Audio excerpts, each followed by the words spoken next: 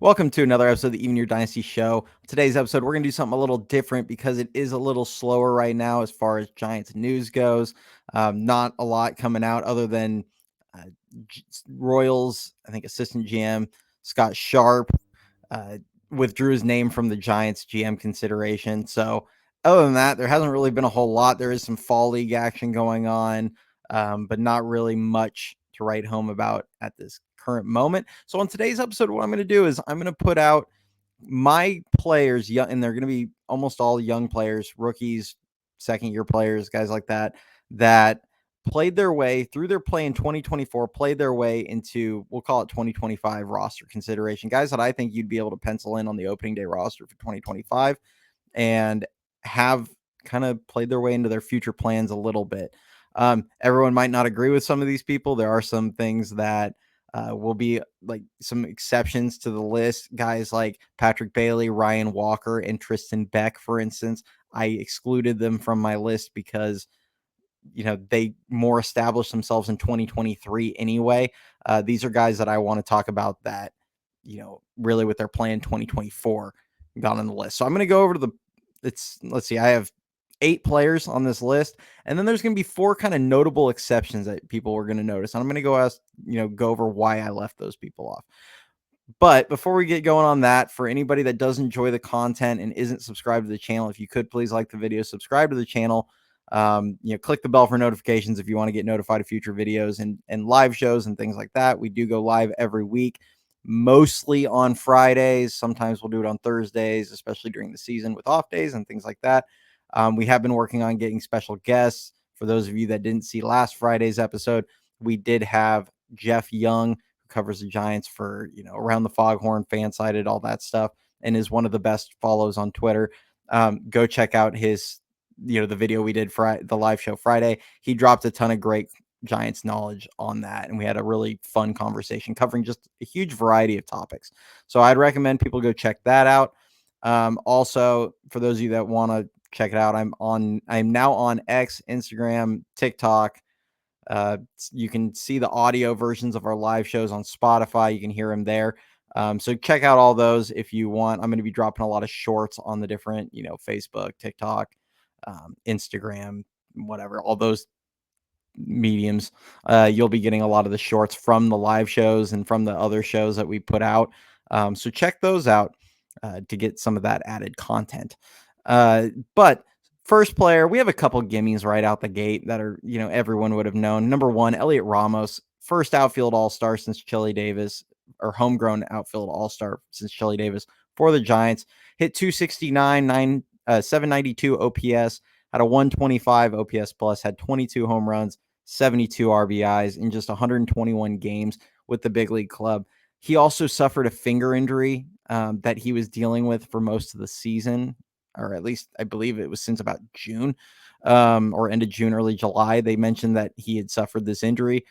So, you kind of wonder how much his downtick in production in the second half had to do with that, as well as, the league adjusted. But some great signs and things to take away from Heliot Ramos in that was he did tend to adjust back to the league, which that is the first thing that I wanted to point out, was how well he would go through a slump and then he seemed to come out of it. He'd go through another slump, come out of it.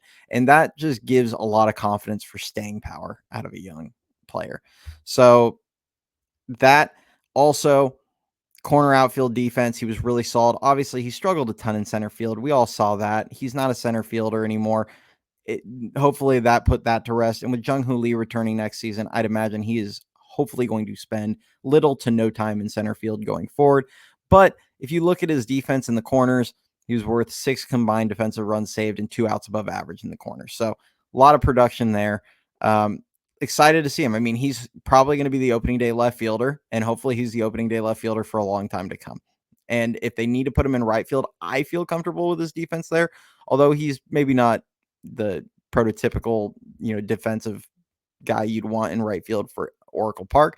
I do think he could handle it just fine, and he would be solid there. He has plenty arm for right field. He has plenty range for right field. But, maybe you want kind of a little bit stronger presence out there. But depending on what the Giants were to do in free agency in the trade market, if they were to go get a big bat that needs to be put in left, I don't think you're getting crushed by putting Heliot Ramos in right field. It's just kind of where I'm getting at there. Next, Tyler Fitzgerald, also a gimme.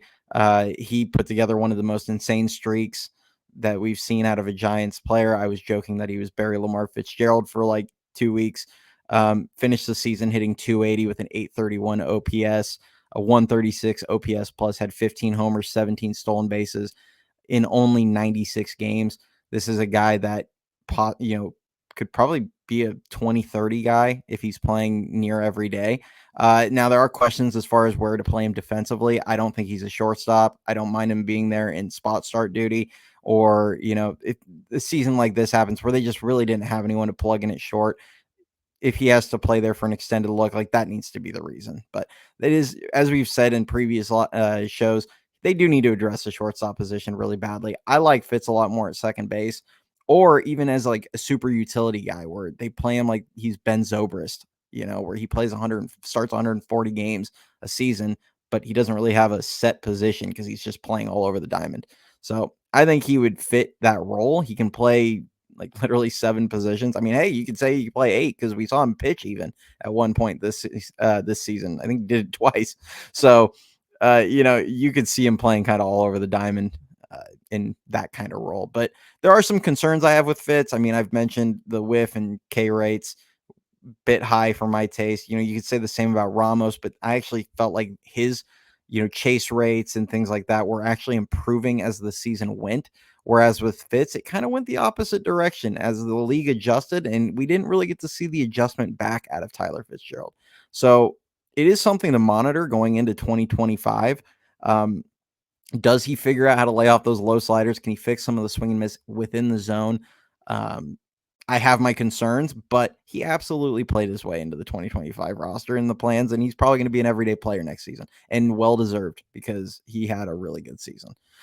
Next would be Erik Miller in the bullpen. He appeared in 73 games. He was on the roster all season, 3.88 ERA, 1.31 whip. Phenomenal swing and miss, good K rates, good whiff rates coming out of him. But the biggest thing out of him, and you're going to see it with the next 3 guys, this was a big problem. He had a 13.4% walk percentage. That was in the second percentile in baseball. So gave up some hard contact, sure, but a lot of that has to do with free base runners and getting behind in counts. And that was his biggest thing because he has 3 really good pitches. And we all knew this when he was coming up. He walks a lot of guys. So it is something he's going to have to improve on it. But out of the pen, he was still an effective arm, and I could see him just keep getting better and better. You could see they started trusting him in more high leverage situations as the season went. So he's going to be on the next season's roster. Another kind of gimme. That was probably the last of the just gimme guys to put in there. Next, Hayden Birdsong. Everyone I have on this list, he had probably the worst numbers. If you just look at that, started 16 games, 72 innings pitched, 4.75 ERA. There are some, 1.39 whip. There are things with his game that would raise red flags. And there are things in his game where you might look at him going, hey, this guy could benefit from more time in AAA. They kind of rushed him through AAA. He made 2 starts and he got up to the majors. And I'd say you're right. There are things in his game that you could see that with.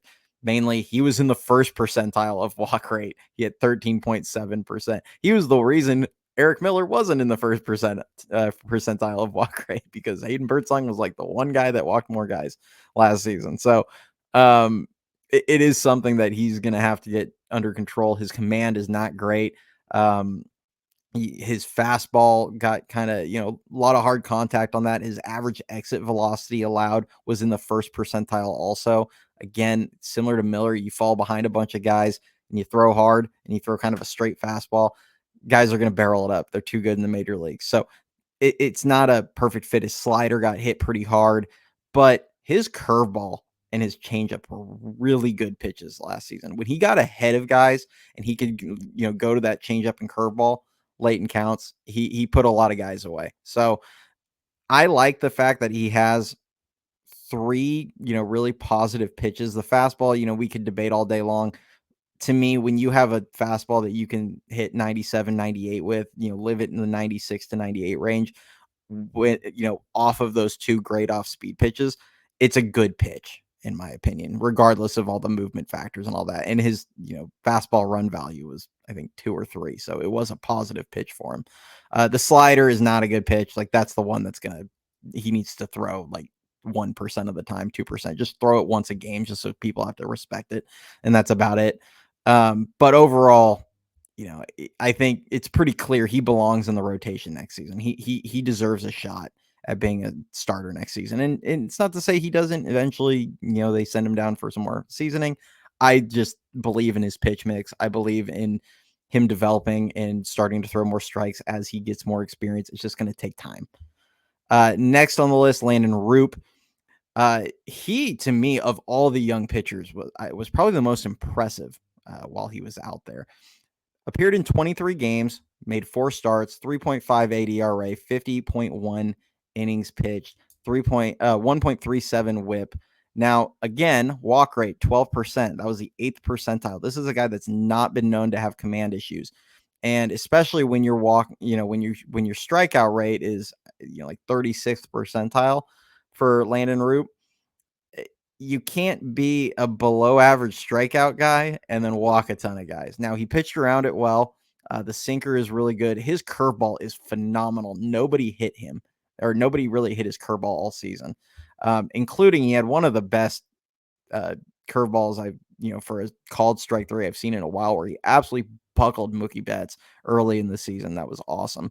That has to be confidence inspiring as far as I'm concerned. But I've said it in the past, he reminds me of Ryan Vogelsong. I like his stuff. I think he's got the upside to be a middle of the rotation starter. I don't know if he's got the durability. He's had some injury issues in the past. If anything, I think he's going to be a swing guy, kind of like Beck was in 2023. I could see him making some starts. I could see him being in the pen, having some bulk innings, all kinds of different roles there. But he's absolutely deserving of being on the roster right out the gate next season. I thought he was the most impressive of the young arms. Next would be Randy Rodriguez. Now, he's a guy that had an injury, had to go down. He kind of bounced up back and forth a couple times throughout the season. He does struggle with command at times. He appeared in 35 games, had a 3.52 ERA. I'm sorry, 52 innings pitched. I misread my notes. 4.3 ERA, 1.24 WHIP. Now, his fastball got hit quite a bit. This is another guy. Now, his walk rates and everything like that weren't bad. It's another guy, though, that does fall behind a lot of hitters, has some command issues. His fastball missed a lot in the middle of the zone. And when it does, you could have 94th percentile fastball or 97th percentile average velocity on your fastball and an 8 fielding run value, whatever that means for those of you that are the big analytics people. So it was a really positive pitch, but it did get hit pretty hard. And the slugging on that was pretty high. Now his slider was basically unhittable. He throws it about 40% of the time, and guys hit about 188 off of it and had a sub 500 OPS. Guys don't touch his slider. So if he gets ahead and counts, he's going to bury people with that slider. And he showed it time and time again. So I think he's a weapon in the pen. Part of his issue, I actually do excuse some of it, because he, especially early in the year, got in a lot of garbage time appearances where they tried to stretch him out into a third inning. And even like a second inning at times was kind of iffy, because he is a bit of he does have some command issues. So his pitch count runs a little higher. So that he had a lot of outings where he was up around, 35, 40 pitches, 50 pitches even. And to me, it just wasn't it was kind of doing him a disservice, where he was going to give up a run or get hit around a little bit in that third inning or the end of that second inning. So it did inflate his numbers a little bit. I felt like he was better than the numbers actually showed. If you look at his, fielding, independent pitching, and some of the other expected statistics, they're actually much better than what his numbers were. So it gives me confidence that next season, if he's used a little more properly and they don't use him as just kind of the sacrificial lamb, so to speak, he'll be even better. The next two, it's going to be kind of a little shocking, probably to some people, maybe not to everybody. And then, especially when you see some of the names that I left off. Next one is going to be Gerard Encarnacion.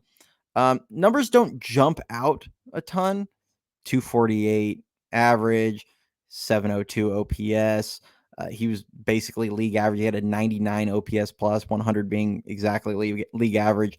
hit 5 home runs with 10 extra base hits in 35 games. To me, it was more I I thought he flashed enough with the power that I want to see more out of him going into next season, especially if they're going to roll the first base platoon again, or if they just trying to get another right-handed bench bat or someone that can spot start in the corner outfield or in corner outfield, first base, DH him sometimes. I like the power that's there. He did flash some nice things with the bat, so I kind of want to see more out of him going into next season. Now, I I'm pretty vocal that I would rather they go get an everyday first baseman, even if it's someone like Paul Goldschmidt for 1 year, until Bryce Eldridge is ready.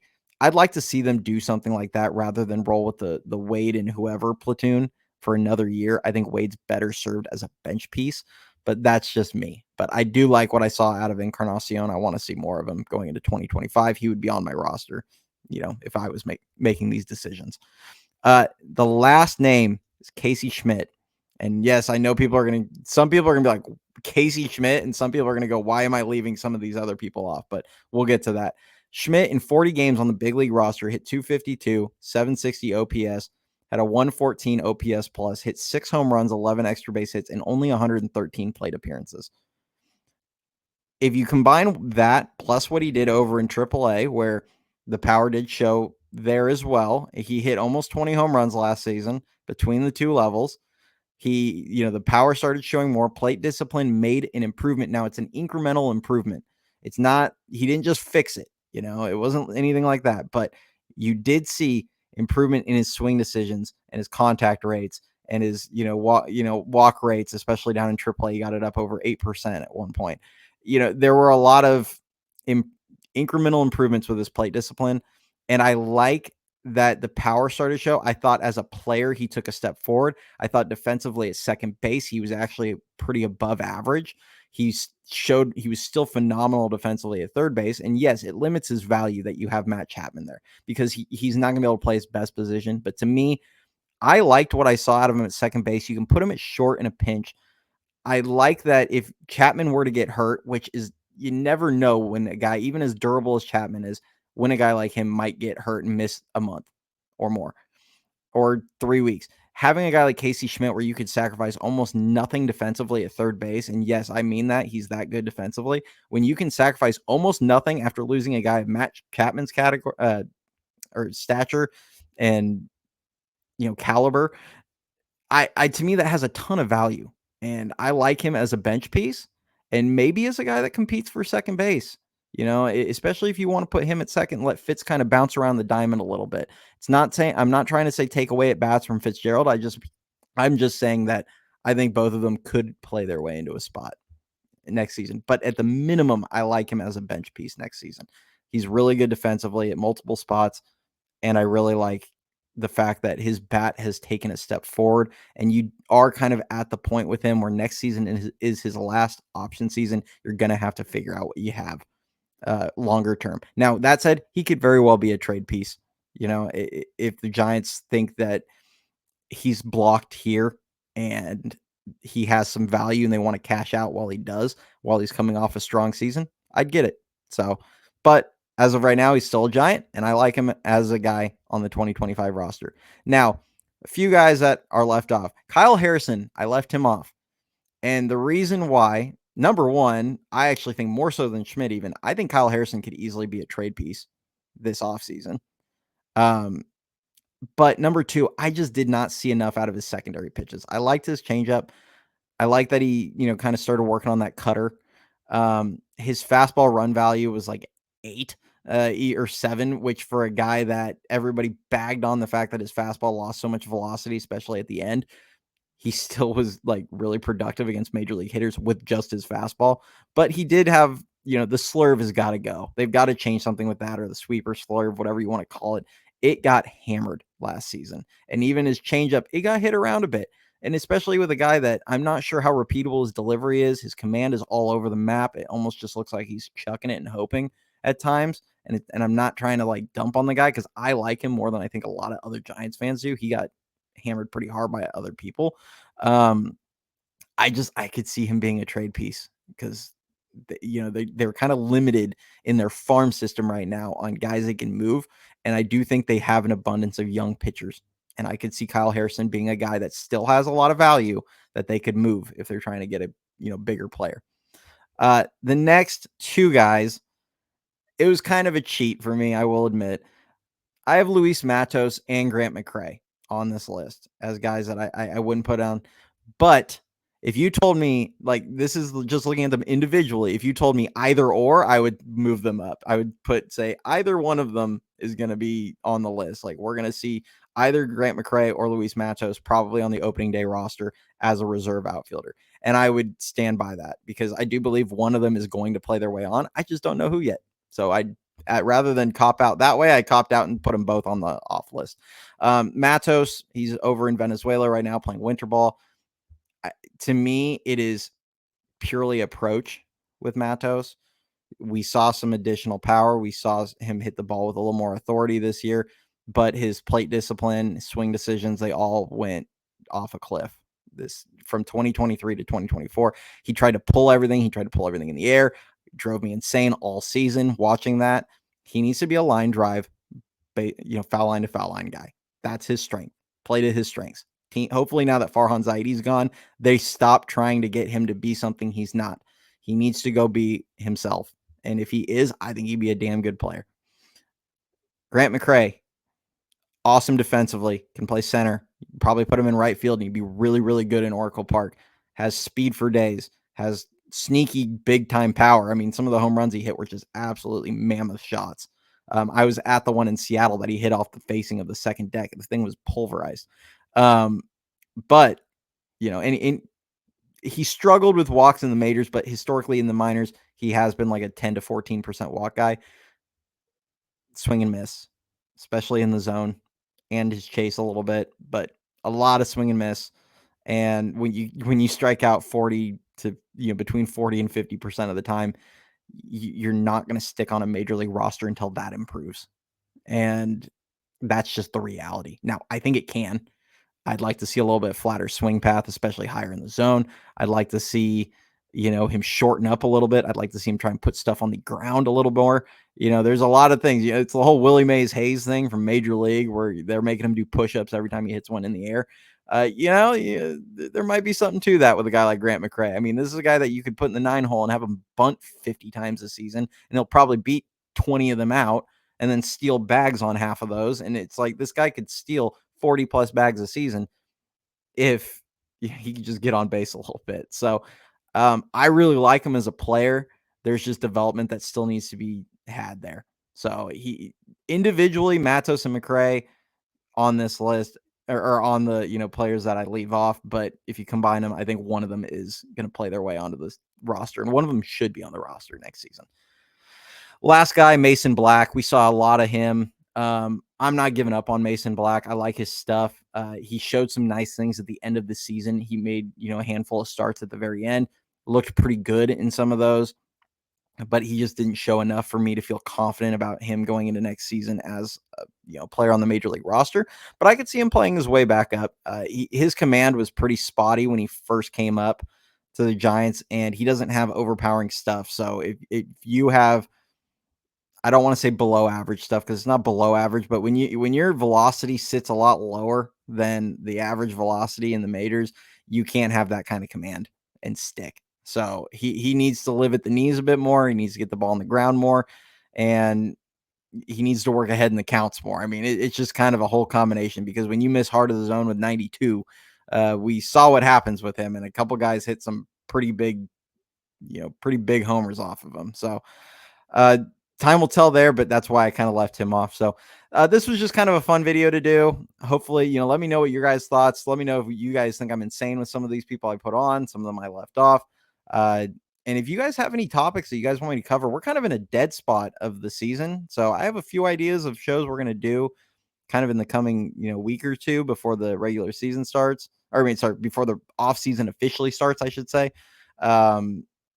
Which I believe starts 5 days after the World Series. So we have a few that I'm going to put out in the next, week or two. A few ideas there. But if you guys have anything that you want to see, drop it in the comments. I'm happy to make videos and on whatever topics, within reason, obviously. Please keep it Giants related, people. But I am happy to, make a video on something that you guys want to hear. So that's it for today. I'll catch you all next time. Go Giants. And it pains me to say, but go Yankees for the World Series. All right. See you, everyone.